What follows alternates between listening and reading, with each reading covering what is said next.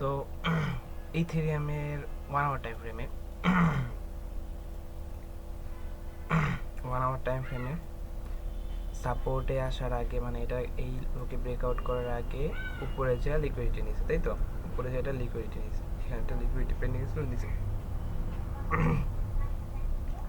এখন কথা হচ্ছে লিকুইডিটি নেওয়ার পরে মার্কেট চেঞ্জ অফ ক্যারেক্টার দিছে,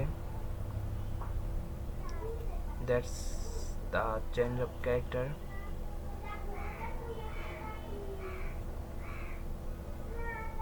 that's the change of character. Then হচ্ছে মার্কেট লিকুইডিটি সুইপ করার পরে বুম। এখন মাঝখানে যে এটা আছে এগুলা কিছু মানবে না। এই এই মানে এই লো ব্রেকআউট করার আগে লিকুইডিটি নিবে না মার্কেট ভাই।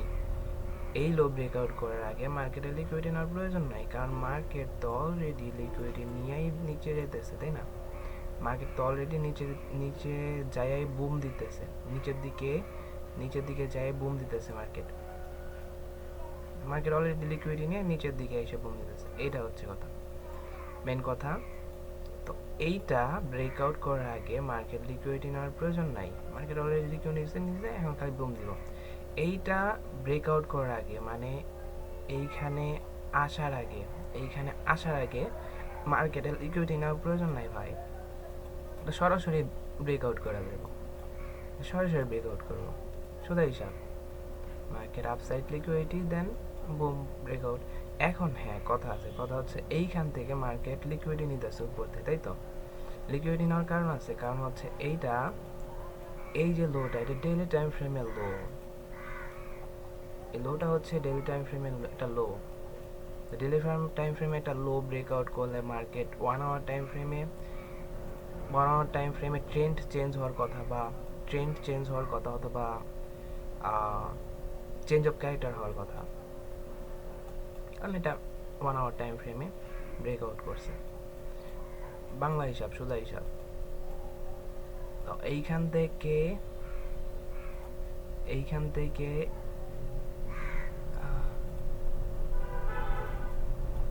থেকে এন্ট্রি নিয়ে, এইখান থেকে যদি এন্ট্রি নেওয়া হয় একবারে অনায়াসে এই পর্যন্ত ট্রেড রাখা যায়, আবার ফ্লোতে নিচেও নিয়ে আসা যায়, সোজা হিসাব। আবার এইখানে এইটা আছে, এটা নিচে রেজিস্ট্যান্স কোনটা, এটা নিচে সাপোর্ট কোনটা, এটা নিচে সাপোর্টে যে এইখানে সাপোর্ট আছে, এইখানে এটা নিচে, এইখান পর্যন্ত অনায়াসে রাখা যায় আর কি। এটা হচ্ছে কথা। 2 নম্বর কথা, এখন মার্কেট যেহেতু ডেইলি টাইম ফ্রেমের লোরে ব্রেকআউট করছে, মার্কেট অবশ্যই ট্রেন্ড চেঞ্জ করবে আর উপর দিক থেকে আপসাইড লিকুইডিটি নেবে। উপর দিকে কথা হচ্ছে যে কোনো জায়গায় লিকুইডিটি থাকতে পারে। উপর দিকে এইখানেও লিকুইডিটি থাকতে পারে, এইখানেও লিকুইডিটি থাকতে পারে, এইখানেও লিকুইডিটি থাকতে পারে, যে কোনো জায়গায় এইখান থেকে পর্যন্ত যে কোনো জায়গায় লিকুইডিটি থাকতে পারে। এইটা হচ্ছে মার্কেটের খেলা, আর কিছুই না। এটা হচ্ছে মার্কেটের কাহিনী আর কি। দেন লিকুইডিটি নেওয়া যেটা পেন্ডিং আছে ওইটা নেওয়া কমপ্লিট হলে মার্কেট আবার এগেইন দিব বুম, আর এগেইন যে বুম দিব এইবারে এইটা ব্রেকআউট করবে অনায়াসে। আর কথার কথা, মনে করা যাক এইখানে মার্কেটে লিকুইডিটি পেন্ডিংয়ে আছে, এইখানে এত বড় গ্যাপ মনে করি, কিন্তু শিওর হওয়া যাবে না। মার্কেটে কোনো কিছু শিওর না, মার্কেটে কখনো কোনোদিন কোনো কিছু শিওর হয় না, জাস্ট প্রেডিক্ট করা যায়। আর হচ্ছে এখান থেকে যাইতে পারে, নিচে যাইতে পারে, অথবা এমনও হতে পারে যে মার্কেটে এইখান থেকে আবার নিচে চলে গেছে। জাস্ট দেখতে হবে, লোয়ার টাইম ফ্রেমে যেয়ে দেখতে হবে যে ট্রেন্ড শিফট করে না কি করে, লিকুইডিটি কেমনি কি নিচে নামছে এটা। এখন এটা গেল। 2 নম্বর কথা হচ্ছে এইখানে আবার ট্রেন্ডও একটা আসিল, লাইক এরকম ট্রেন্ডও আছে।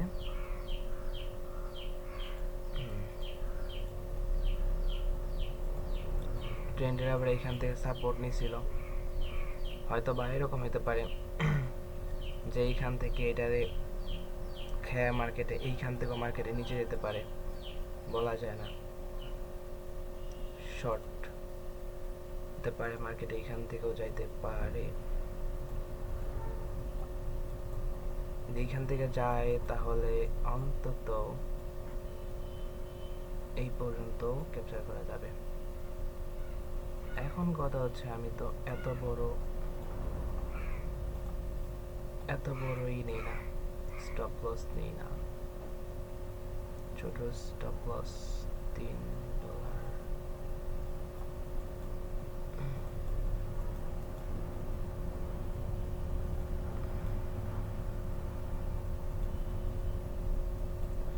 আরো নিচে ফ্লোতে এন্ট্রি নেওয়া যায়, ট্রেড নেওয়া যায়, যেমন এইটার নিচে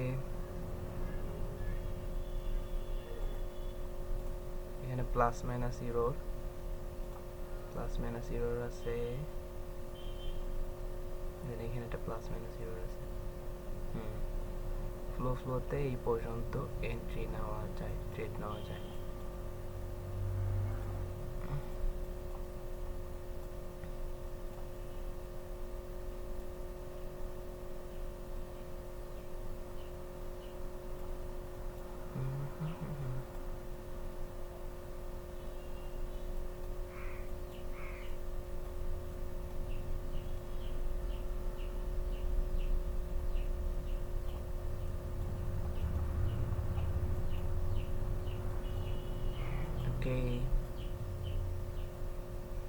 এটা 1:27। আবার এরকমও হইতে পারে, বলা যায় না, এরকম হইতে পারে।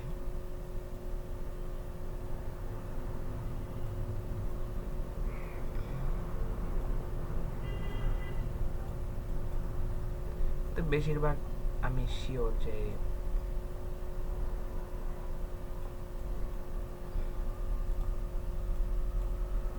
আমি এইটার দিকে শিওর বেশি,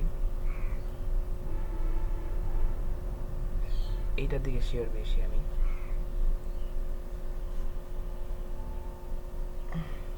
এটার দিকে আমি শিওর বেশি, কারণ হচ্ছে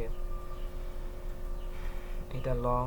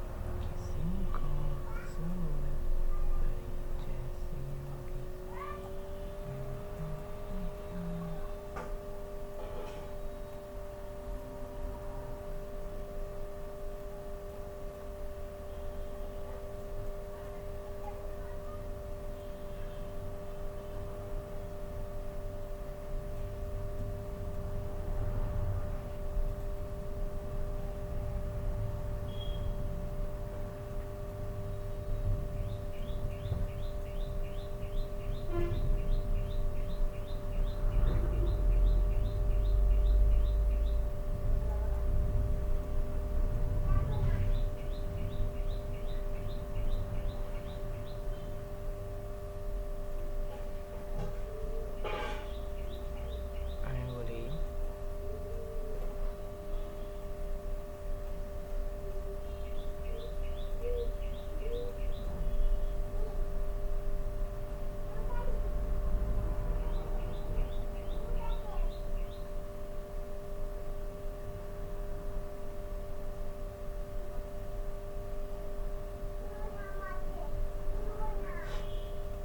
মার্কেট তখনই লিকুইডিটি নেয় যখন কিনা একটা লেভেল লাইক এটা ব্রেকআউট করে আগ মুহূর্তে। সো এইখানে ডেলে টাইম ফ্রেমে একটা লোয়ারে ব্রেকআউট করছে, ঠিক আছে। আমার মনে হইতেছে এখান থেকে সাপোর্ট নিয়ে মার্কেট আবার সাপোর্ট তো নিচেই প্রায় সাপোর্ট নিয়ে মার্কেট আবার নিচে যাবে, এরকম মনে হইতেছে। সাপোর্টটা আছে এইখানে, সাপোর্ট এইখানে আছে, এখান থেকে সাপোর্ট নিয়ে নিচে যাওয়ার কথা আমার মনে হইতেছে। মানে এখানে লিকুইডিটি নেওয়ার তো কোনো প্রয়োজন নেই, আগে তো ব্রেকআউট করিয়ে দিছে। তো এইটা একটা সাপোর্ট।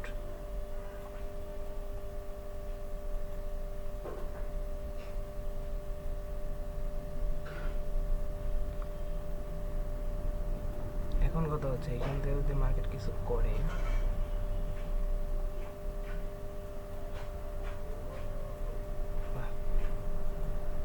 এখান থেকে যদি মার্কেট কিছু করে, মার্কেট যদি এখান থেকে কিছু করে তাহলে হচ্ছে 1টা বাজে, দুপুর 1টার দিকে মার্কেট একটা মুভ দিবে ডাউন সাইডের দিকে।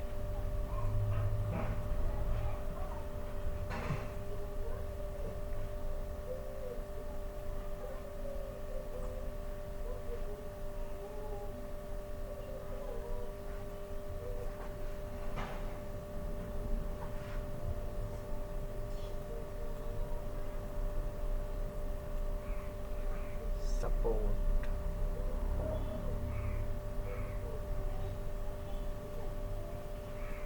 বেশিরভাগ সম্ভাবনা আছে এখান থেকে মার্কেট নিচে যাওয়ার। তা ডেলি টাইম ফ্রেমের সাপোর্ট, 1 আওয়ার টাইম ফ্রেমের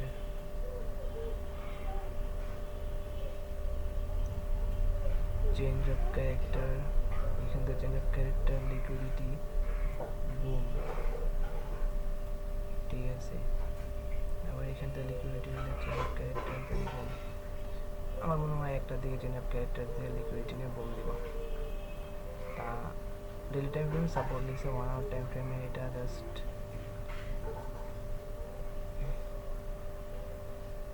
এইটা তো লিকুইডিটি না, এটা জাস্ট চেঞ্জ অফ ক্যারেক্টার দিয়ে এটা একটা ব্রেকআউট স্ট্রাকচার হয়েছে। এইখান থেকে লিকুইডিটি পেন্ডিং আছে, পাওনা আছে, লিকুইডিটি নিলেই ডাউনে যাবে। এটা যাবে 1টা বাজে, 1টার দিকে লিকুইডিটি নিবে, বোঝা গেছে।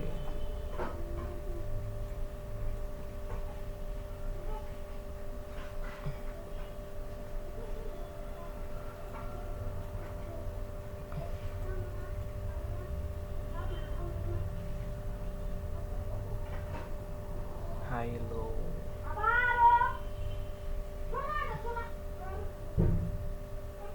লিকুইডিটি নেওয়ার আগে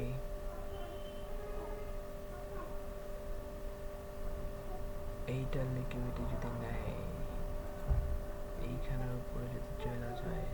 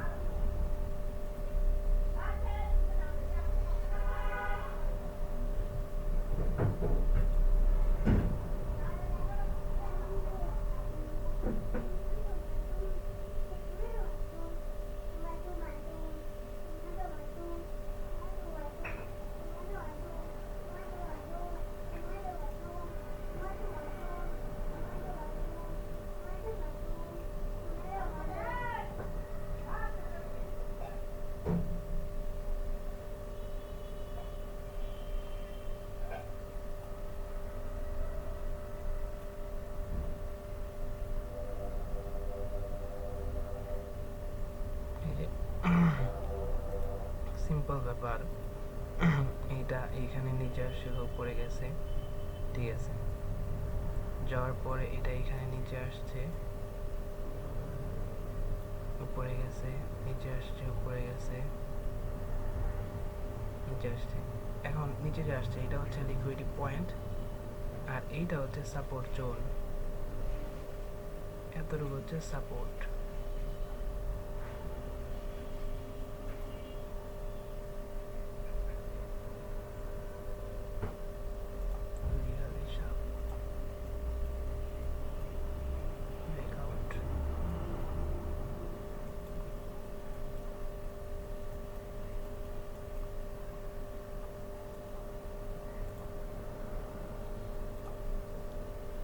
এখন মার্কেটে এন্ট্রি নেওয়াটাই বেকার, শুধু শুধু এন্ট্রি নেওয়া যাবে না, একবারে লন্ডন সেশন মানে 1টা বাজে এন্ট্রি নিলে ভালো হয়।